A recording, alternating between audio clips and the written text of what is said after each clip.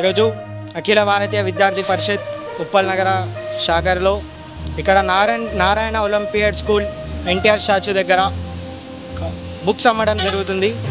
దాన్ని ఇల్లీగల్గా అమ్మడం జరుగుతుంది. 15,000 10,000 అంటూ చాలా ఫీజు తోటి ఒక ఇల్లీగల్గా అమ్మడం జరిగితే మేము ఇంకా ఉప్పల్ కార్యకర్తలు సీజ్ చేయడం జరిగింది.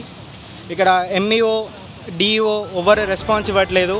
మళ్ళీ నారాయణ క్యాంపస్ వాళ్ళు ఏమైనా గిఫ్ట్లు ఏమైనా ఇచ్చారేమో అని చెప్పి ఆలోచిస్తున్నాము.